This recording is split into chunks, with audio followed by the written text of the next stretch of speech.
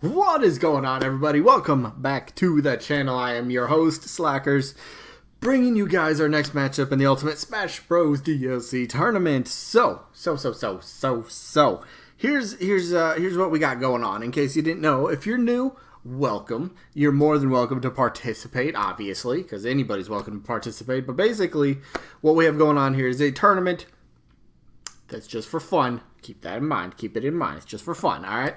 But it's a tournament that's just for fun where each day on my channel, as long as I can, I upload one matchup from the tournament, and then I will discuss both the characters that are in the matchup for the day, try to make a case why they might make sense for Smash DLC, and then down in the comments, we vote for one of the two characters that are in the match for the day. Basically, who would you rather see between the two be Smash DLC? You can vote for both. Totally fine. But remember, one vote per person. All right, one vote per person. The rest of the rules, though, it's a double elimination tournament, meaning a character has to lose 2 times before being officially eliminated. And then, voting-wise, if there's ever a tie in the voting, I will flip a coin on camera. Best and fairest way to settle a tie. That's how we do it. That's how we've been doing it. So it works. That's how it goes.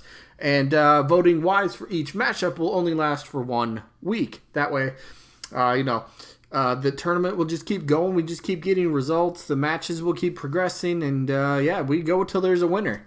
Very, very fun. So, yeah, let's just jump right into it. So we got to go over the results from last week, which, well, we're going to know who won. So the results from last week was the results of Crash Bandicoot taking on a King Boo. Hashtag revenge. Crash Bandicoot got him. Obviously, he's in the matchup for the day. This is going to be a great matchup, I think. But Crash ended up winning 53 votes to 23. So King Boo has now been officially eliminated because we are in the loser bracket. So if you lose here, you're done. That means it's your second loss. So anyway, congrats to King Boo, though. Mario character got some pretty decent support throughout the whole tournament. I'd like to see it. I'm a fan of King Boo. I'm a fan of Crash. I voted Crash, but hey, it's cool to see. So that means we have the new matchup for the day. Bandana Dee taking on Crash Bandicoot. Woo! I feel like maybe we've had this matchup in a previous tournament. I'd have to go back and look. I don't remember off the top of my head. But if we have, I want to go see. I might have to go look up just to see who won. But anyway, Bandana Dee, Crash Bandicoot. Let's get to it, shall we? All right, first up, Bandana Dee. Why does Bandana Dee make sense? Now, both these characters, you can make this point. They are pretty popular. You could argue one's might be a bit more popular currently than the other one, but I'll leave that up to your interpretation. So, with the recent, as of last week, was Slackerz saying that there's going to be more DLC fighters, Nintendo announcing there's more DLC fighters in development, and the possibility that, this could go on. We could keep getting new DLC characters for, quite a while, which would be just fantastic. Imagine, just real quick, imagine Smash Bros. Having 100 playable fighters. Wow! Mind blown, right? That would be, wow. That would be insane. Imagine if that's where they ended it, with 100, and then whatever happens in the next game happens. But that'd be crazy. So, why does Bandana Dee make sense? Now, there's all these sort of prediction and wish lists and supposed polls going around. Bandana Dee's on these polls. Bandana Dee's on these wish lists. Bandana Dee's on these prediction lists as well. Why does that make sense as well? Well, Bandana Dee's always a big talking point for a new character, especially with the last couple Smash Bros. Games. Once Brawl, came out and we got the full roster, once the Kirby franchise added Meta Knight and King Dedede, a lot of people really feel that, all right, get Bandana Dee in there. It's time to round out that quartet. It's time to make them, those 4 together just make the series almost perfectly represented for playable fighters, because those are like the main 4 characters in Kirby. If, that's what, a lot of the fan base, a lot of the community really thinks. So, plus, I mean, come on, it's perfect, right? Bandana Dee, what's unique about him? Obviously, I've said this a ton of times, but it's truth. He's a spear user, spear wielder, if you will. We don't have one of those, so already you have a different sort of moveset than anything else on the roster. And always, I will say this, if you can bring something different, something unique, something we don't really have, I welcome it personally. Even if I'm not a fan of the character, I definitely welcome that. Just give us something a bit different that we don't have. And it just makes Smash much more diverse, much more different, and just really sort of fun play styles. And of course, the play style obviously being with the spear, and obviously you could do so many things with the spears. I don't know I don't remember if this was fake or not, or if this was just like a mock-up somebody did, but this was horrible. Kirby looks terrible.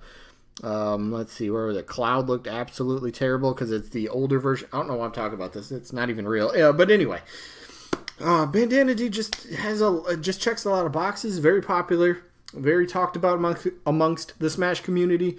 It's a first-party character. Nintendo can and will get all the profits from the sale of Bandana Dee. They don't have to split that with anybody else. They don't have to worry about third-party negotiations and contracts and stuff like that. No, this is their character. And that is one of quite a few categories that people are really hoping to see just added to.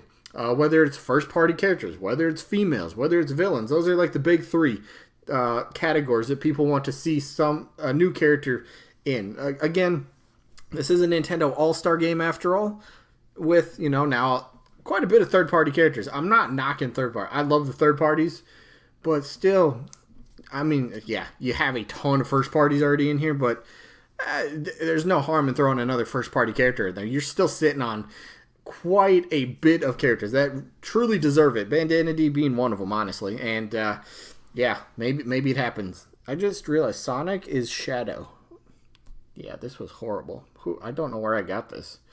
But anyway, let's move on to Bandana Dee's opponent, who's also been very much talked about, very much speculated. There we go. Very much speculated as of late. Again, going back to the whole wish list, predictions, just popularity. Very much so right now.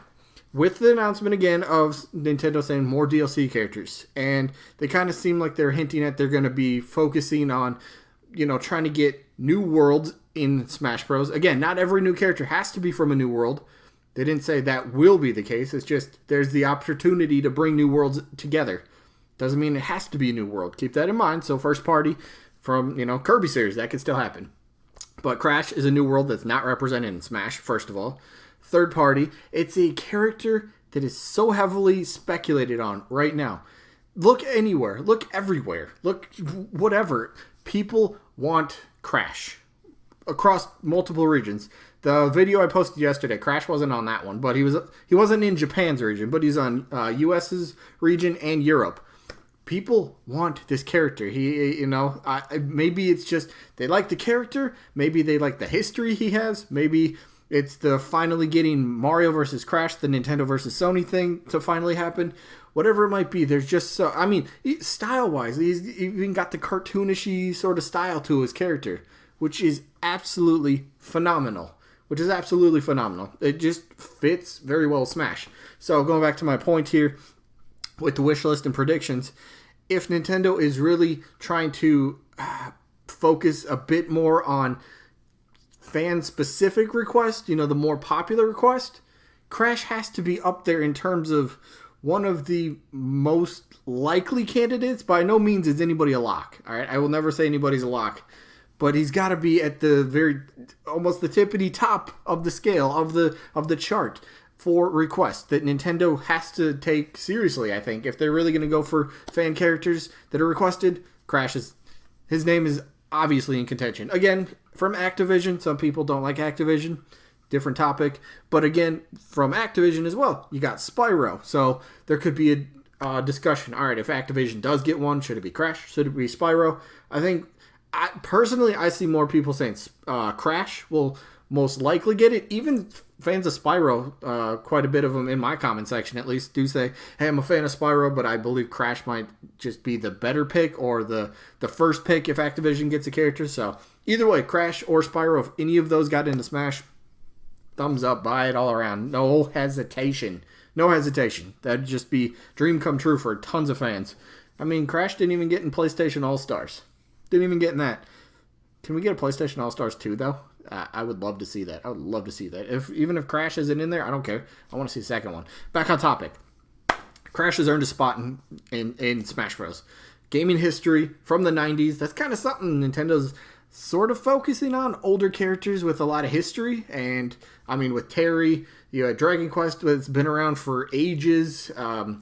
Banjo was big in the 90s for Nintendo. I mean, maybe it's kind of a pattern, maybe a little bit. I don't know. Don't read too much into it or read into it all that you want. I don't care. It's just a point I wanted to bring up. But for this matchup, this one's easy. Oh, actually, it's not easy. Oh, man. Oh, I like both these characters so much. So much. But I'm going to break it down. This is how I always have done tiebreakers if the matchup's been very close. This is how I do it. I just imagine who I want to see in Smash Bros. Fighting against other characters. Who I think I would just enjoy seeing a bit more. And in this case, Crash Bandicoot gets my vote, but by a very slim margin. Bandana Dee is one of my most wanted characters, but so is Crash. So Crash just edges out Bandana Dee today. He gets my vote, but I'm hoping both these characters actually get in this match. That'd be crazy. But anyway, let me know who you guys got down in the comments. Crash Bandicoot, Bandana Dee, or both. totally fine. Again, remember though, 1 vote per person, and it's just for fun. So that is going to be it for this one. So no matches for the next, what's today? Thursday. So nothing for Friday, nothing for Saturday. Monday, again, the new tournament starts on Monday. So look forward to that. And then whenever we get a chance for another matchup, oh man, that might not be till like next Wednesday or something for this tournament at least. But anyway, next new tournament starts on Monday. So we got that to look forward to. But I think I even have a second video coming out today. Man, I've been killing it with double uploads lately. But I hope you guys enjoy all this. You guys seem to be enjoying all the videos, which is great. You know, that's cool to see. You know, you upload something and somebody actually takes time out of their day to click on the video, to type a comment, leave a thumbs up, whatever it is. That's just cool for me to see. So I do really hope you guys do enjoy this, because this is fun doing. So yeah, before I keep rambling about a bunch of nonsense, yeah, I'm going to wrap it up right here. So I hope you guys enjoyed, and hopefully we catch you guys on the next one. Peace out, everybody.